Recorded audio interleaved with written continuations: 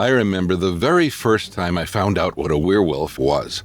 I was watching the 1983 music video Thriller, where Michael Jackson starts morphing into a vicious feline, or a werecat-like monster as the full moon makes an appearance. I was gripped by horror and wonder. A man turning into a vicious beast just by exposure to the moon? Count me in. To put it very simply, the modern werewolf is usually imagined as a human being who turns into a bloodthirsty wolf or wolf-human creature, often during a full moon. However, the full moon rule is mainly a convention of modern fiction rather than something found in every historical tradition. I used to think the werewolf came out of the imagination of some modern writer, but imagine my surprise when I found out that the werewolf is a beast with a history spanning centuries. And there is not just one origin story for this mystical creature.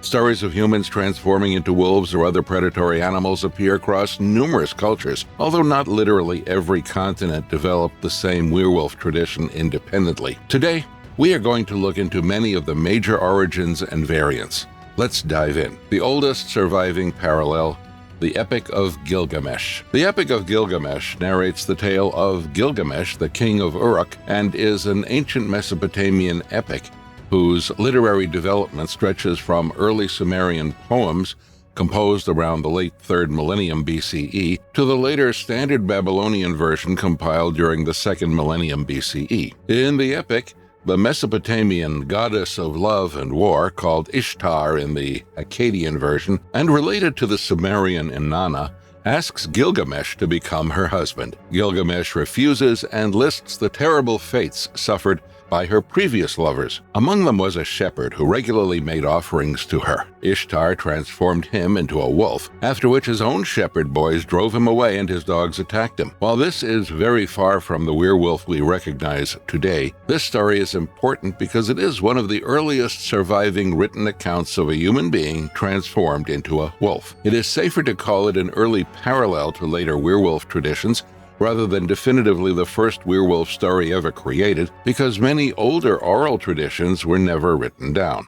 Ancient Greece, King Lycaon, and the birth of lycanthropy. There are a lot of references to wolf transformation in ancient Greek literature and mythology. The Greek historian Herodotus, who lived in the 5th century BCE, wrote in Histories about the Nuri, a people living beyond the Scythians. Herodotus learned about them from the Scythians and Greeks living in the region. According to these informants, every Nurian became a wolf for a few days once each year and then transformed back into a human. Herodotus refused to believe the story, but recorded that the people who told it insisted it was true. Modern researchers have proposed many possible interpretations, including seasonal rituals, wolfskin clothing, shamanic practices, or neighboring peoples misunderstanding Nurian customs. None of these explanations has been definitively proven. Either way, this is one of the earliest written European references to an entire community supposedly transforming into wolves. A similar account was later repeated by the Roman geographer Pomponius Mela. In Greek mythology,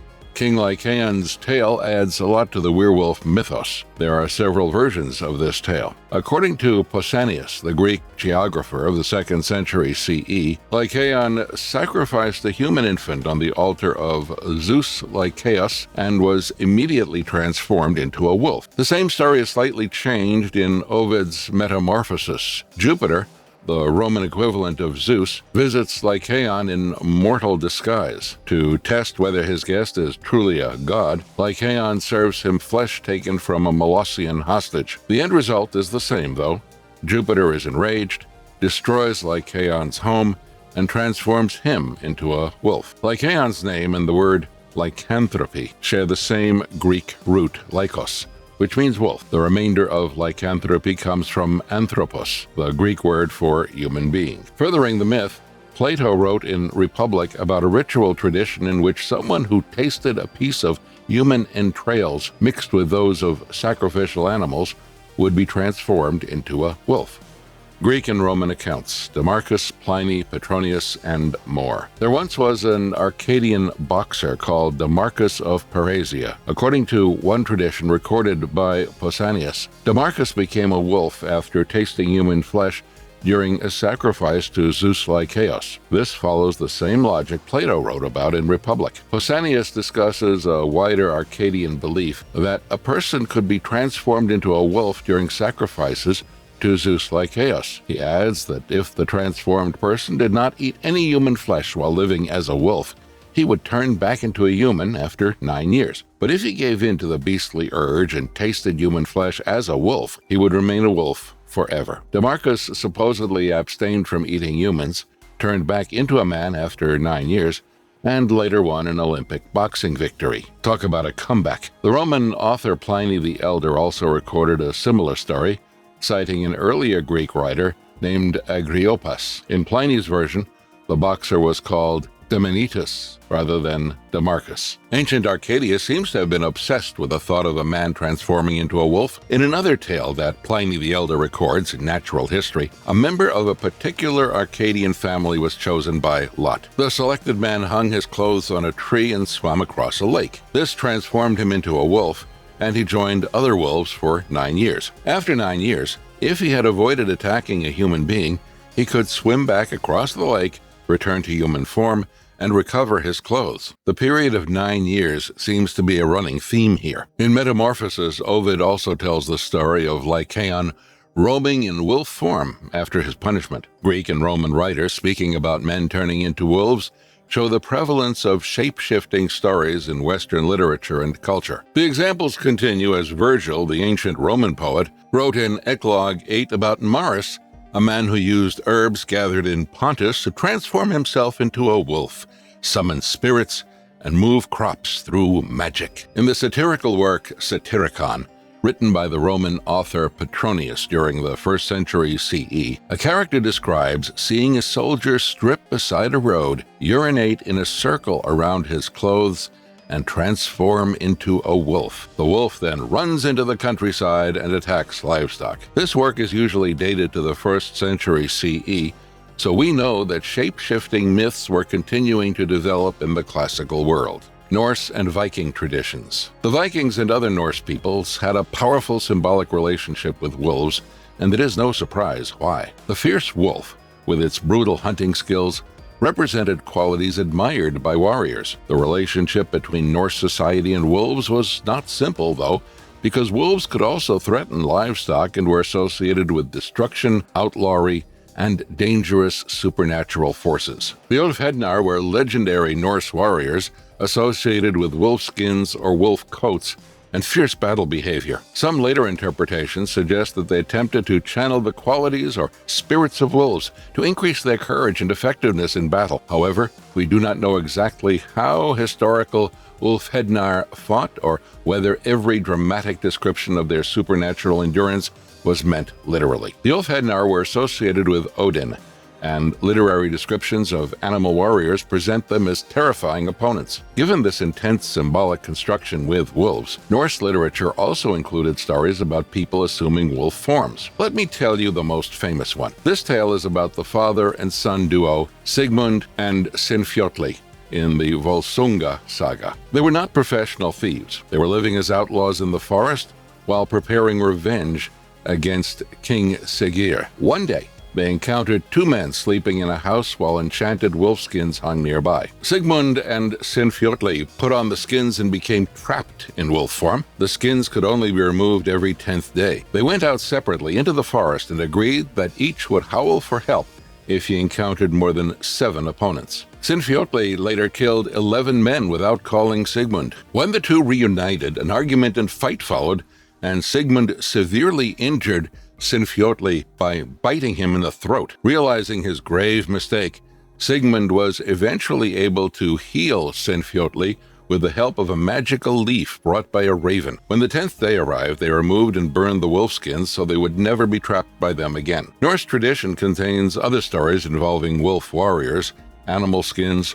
curses, and shape-shifting. However, the claim that scholars have counted nearly 50 specifically Viking werewolf stories or proven that these tales directly traveled into Kievan Rus and created Slavic werewolf traditions is too definite. Cultural contact between Norse and Slavic peoples certainly occurred, but the development of Slavic wolf-shifter folklore was more complicated than one simple line of transmission. Let's look into that. Slavic legends. In Slavic folklore, werewolf-like figures were usually humans believed to take the form of wolves. Different regional names included forms such as volkolak, vukodlak, vilkolak, and volkolaka. Their precise meanings and associated beliefs changed across South, East, and West Slavic traditions. The words generally combine terms related to wolves with terms interpreted as hair, skin, hide, or bodily form, although their exact etymologies remain debated. Wolves, just like in Norse mythology, held an important and complicated place in Slavic folklore. Broadly speaking, Slavic traditions included voluntary shapeshifters using sorcery, people cursed into wolf form by someone else, and individuals believed to transform involuntarily because of birth circumstances, fate, or supernatural affliction. There were a wide variety of supposed ways through which a witch or sorcerer could become a wolf, depending on the region and story. These could include saying an incantation, putting on or passing through an enchanted object, turning somersaults over knives or tree stumps, rubbing the body with magical ointment, or using a wolf skin. Some stories involved crawling through a horse collar, stepping over an enchanted belt, or performing an action that would later need to be reversed to restore human form. However, these instructions did not form one universal Slavic rulebook. They came from different communities, countries, time periods, and folklore collections. If the magical object responsible for the transformation was removed or destroyed, some stories said the person could become trapped in wolf form. Turning someone you hated into a werewolf was also possible in many tales, provided you were a sorcerer or witch. Depending on the particular tradition, a curse might involve an incantation, enchanted food, a wolfskin, a belt, or another magical object. Such transformations were not always permanent. Some lasted for a fixed number of years or until the victim performed a particular act. There are folk stories where a scorned or hostile relative turns a son-in-law, husband, stepson, or other family member into a wolf as punishment. There are a few humorous tales as well, where a magical substance intended for one person accidentally transforms someone else. There's also no strict limit within folklore to how many people could be transformed at once. Stories from Polish and East Slavic traditions sometimes describe wedding parties being turned into wolves by an offended witch or sorcerer. I have told you about sorcerers turning themselves and others into wolves. Now, let's look into those humans who supposedly transformed spontaneously or because of the circumstances of their birth. These are among the closest parallels to modern inherited werewolf mythology. Some Ukrainian and neighboring traditions claim that a child could become a wolf shifter because the mother encountered a wolf during pregnancy, ate meat from an animal killed by a wolf, or violated a taboo. Makes me want to double-check the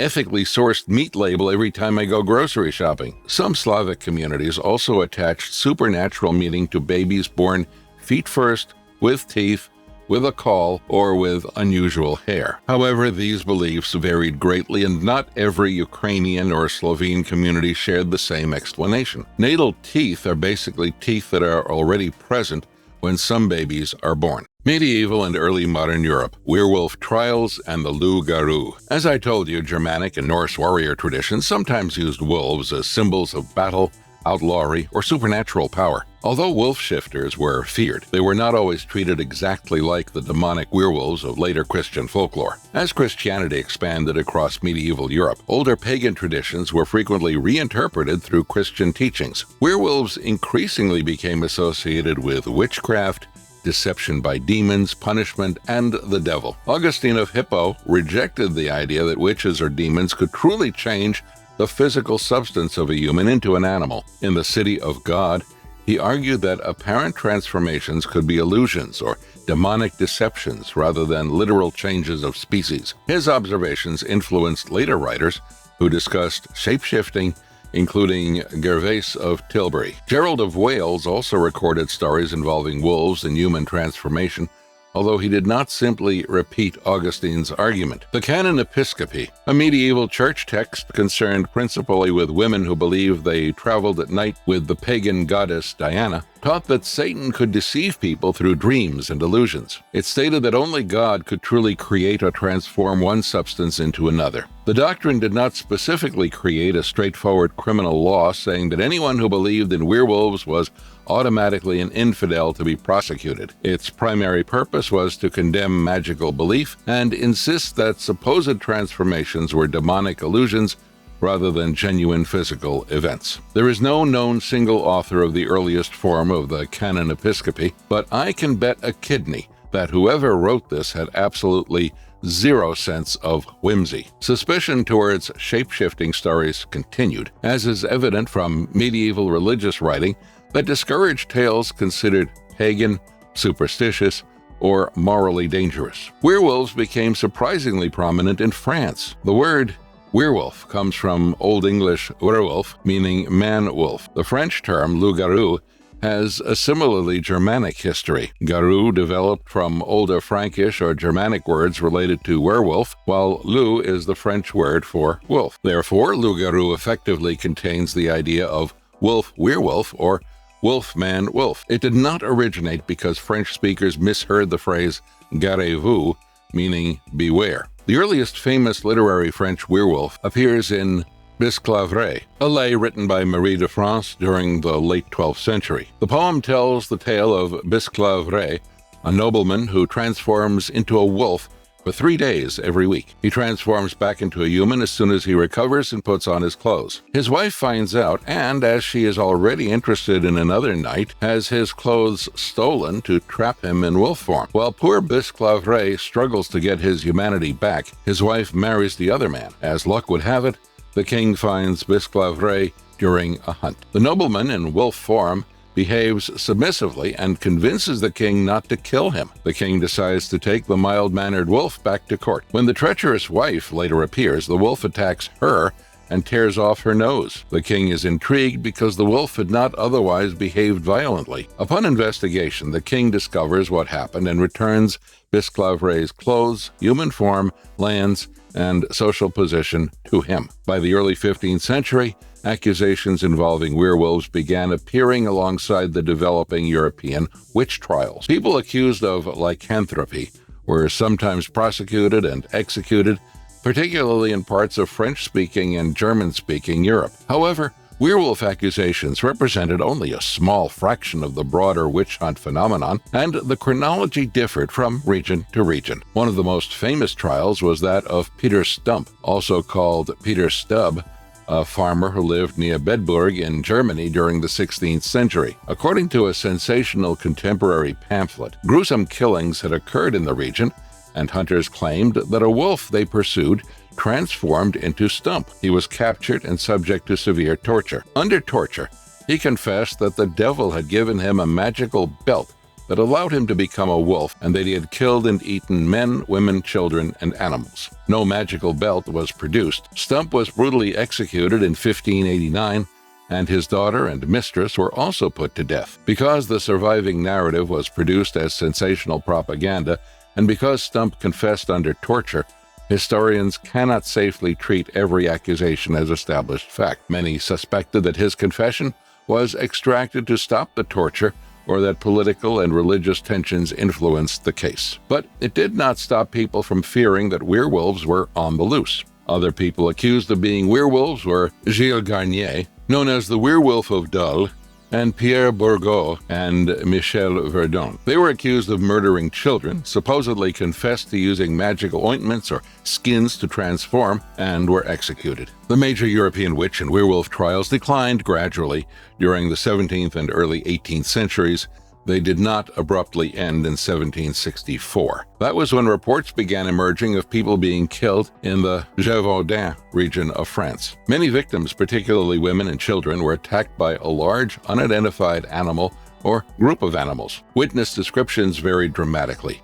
Some described a very large, wolf-like creature with unusual coloring, a long tail, or a dark stripe. Others gave contradictory details. Because many bodies were badly injured, fear spread that the attacker might be a monstrous wolf, exotic animal, trained beast, or supernatural creature. As the death toll rose, King Louis XV offered support and rewards, attracting professional wolf hunters to the region. In 1767, a local hunter named Jean Chastel killed a large wolf-like animal, after which the major series of attacks ended. There have been many theories about what the beast of Gévaudan was. Proposed explanations include an unusually large wolf, several wolves, a wolf-dog hybrid, an escaped exotic animal, or animals trained or assisted by a human attacker. It is incorrect to say that it was certainly not a wolf, or that historians have agreed it was a young lion. Henri Porrat wrote a dramatized account of the events in his 20th century book Histoire fidèle de la bête en Gévaudan. The famous claim that Chastel killed the beast with blessed silver bullets made from religious metals belongs to later legend and literary retellings. Contemporary evidence does not securely establish that he used silver ammunition. The weir hyenas of African lore. Just as Europe developed werewolf traditions, parts of Africa developed stories involving humans and hyenas. One term sometimes used in West African discussions is Boltunjin, commonly translated from the Kanuri language as something like, "I change myself into a hyena." However, Africa contains thousands of cultures, and weir hyena traditions differ significantly across regions. There is no single universal African weir hyena mythology. In some stories, weir hyenas are humans who transform into hyenas. In others, hyenas disguise themselves as humans. Some are associated with witchcraft, blacksmiths, traveling performers, healers, or socially marginalized groups. Descriptions such as a smell of rotten flesh, a nasal voice, red eyes, or an unusually hairy body belong to particular local traditions and should not be presented as rules shared throughout Africa. In parts of Ethiopia and neighboring regions, a feared supernatural condition or power is called Buddha. Certain communities historically accused members of blacksmith, artisan, or minority groups of possessing the ability to transform into hyenas, attack people at night, or dig up corpses. These accusations contributed to real suspicion and discrimination against blacksmiths and other occupational groups. Turns out, blacksmithing was not always treated as a glamorous career option in communities where such beliefs circulated. Related Buddha traditions have also been documented in areas of Sudan, Morocco, Tanzania, and other parts of North and East Africa, although the stories and terminology are not identical. Some accounts describe partial transformation or a human-hyena hybrid, while others describe a complete change into an animal.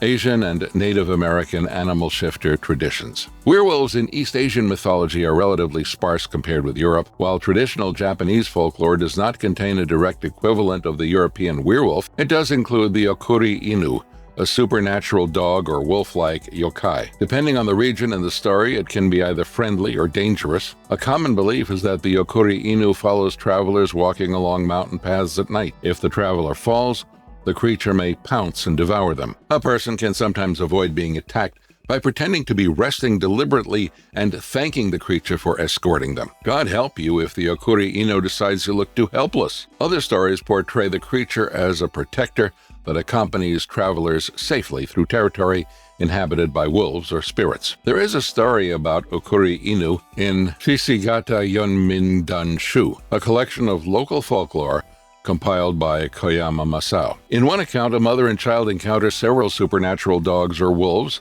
The mother, terrified, challenges them to eat her if that is what they intend. Instead, the creatures accompany and protect the mother and child until they reunite with the father. South Asia contains no single pan-Indian werewolf tradition, but it does contain many stories about weir tigers and other human-animal transformations. In some communities, weir tigers were believed to be sorcerers, cursed humans, or people capable of leaving their bodies and taking animal form. They were often blamed for attacks on livestock or people. Beliefs vary among regions and ethnic groups, so it would be too broad to say that all tribal groups in northern India shared one rule in which people were human by day and tigers by night. An interesting comparison sometimes made with the werewolf is the Navajo skinwalker. However, skinwalkers belong to a living and culturally sensitive spiritual tradition, and many Navajo people consider detailed public discussion of the subject inappropriate. They are not simply a Native American version of a werewolf. In broad published descriptions, the term refers to a harmful witch believed capable of taking or imitating animal forms, which may include coyotes, wolves, owls, or other creatures. It is better to treat this as a distinct Navajo belief rather than folding it directly into the European werewolf mythology. The science behind the myth. There may be fragments of real human experience behind some monster legends, but no single medical condition has been proven to be the origin of werewolf mythology. There are a few documented conditions that writers have suggested may have influenced later attempts to explain werewolf stories. In 1963, Dr. Lee Illes published On Porphyria and the Etiology of Werewolves, where he argued that certain symptoms associated with congenital porphyria might have contributed to werewolf beliefs. Possible symptoms discussed in connection with the theory included sensitivity to sunlight, changes to the teeth or skin, and psychiatric disturbances. However, the porphyria theory is controversial and has been heavily criticized. The relevant diseases are extremely rare, their symptoms do not match classic werewolf folklore consistently, and no historical evidence proves that people with porphyria created the myths. Another possible influence proposed by modern commentators is hypertrichosis, a group of conditions characterized by excessive hair growth. Long before modern medical diagnoses, a person with unusually extensive facial or body hair might have been described as animal-like. However, hypertrichosis does not cause transformation, aggression, or a belief that one is a wolf. There is also a rare psychiatric syndrome called clinical lycanthropy. A person experiencing clinical lycanthropy has the delusional belief that they are transforming into an animal, have already transformed, or possess an animal body. Despite the name, patients do not always identify specifically as wolves. Reported animals have included dogs, cats, hyenas, snakes, frogs, and many others. Clinical lycanthropy is generally understood as a rare symptom associated with underlying psychiatric or neurological conditions rather than evidence of physical shape-shifting. Rabies has also been proposed as a possible contributor because it can cause agitation, biting behavior, delirium, and fear of water. Once again, none of these explanations accounts for the entire history of werewolf folklore. The myths most likely developed through a combination of religious symbolism, fear of wolves, magical belief, social anxieties, criminal accusations, psychiatric illness, and storytelling. The modern werewolf and the pop culture evolution. And here we are in the modern world. There is hardly anyone who does not know what a werewolf is. From Twilight to the Vampire Diaries, werewolves are often pitted against vampires as supernatural, and sometimes romantic rivals. Popular fiction repeats them so often. A werewolf bite may turn another person into a werewolf. A transformation may occur during the full moon, and silver is often portrayed as especially dangerous or fatal. However, these are conventions of particular books and films, not universal rules inherited unchanged from ancient folklore. Many of these ideas were popularized through 20th century cinema, especially Universal's 1941 film, The Wolfman, although the film did not invent all of them. The Wolfman helped establish the tragic cursed werewolf, the transmission of the curse through an attack, and the importance of silver. The film itself does not consistently establish the later rule that Larry Talbot transforms exclusively whenever the moon is full. That association became more rigid through later films, sequels, and popular culture. By the 20th century, depictions of werewolves in pop culture, especially literature and film, could function as metaphors for moral decay, sexual anxiety, uncontrollable urges, puberty, addiction, violence, or the savage potential of human beings. Werewolves also became allegories for the loss of control and rationality, and for fears concerning social degeneration. The Wolfman, released in 1941, was one of the most influential werewolf films. It popularized many things we have come to recognize about cinematic werewolves. With werewolves entering Hollywood, they were increasingly portrayed not only as horrible creatures meant to be feared, but also as tragic human beings trapped between their ordinary identities and violent monsters. They were forced to give up their friends and families for those people's safety. The stories became as much about human suffering, guilt, repression, death, and the unknown as they were about a monster attacking people. Nowadays, however, There is no single standard. Depending on what you are watching, werewolves take on many roles. Werewolves can act as metaphors for transformation, teenagers adapting to adulthood, loyalty, inherited identity, illness, desire, and power. Teen Wolf shows Scott McCall navigating his life as a teenager and a werewolf, where Twilight explores supernatural identity, loyalty, romance, and conflict. Werewolf films and programs are no longer only about a monster. They are frequently used as literary devices to draw parallels with challenges human beings face. I welcome this change, though,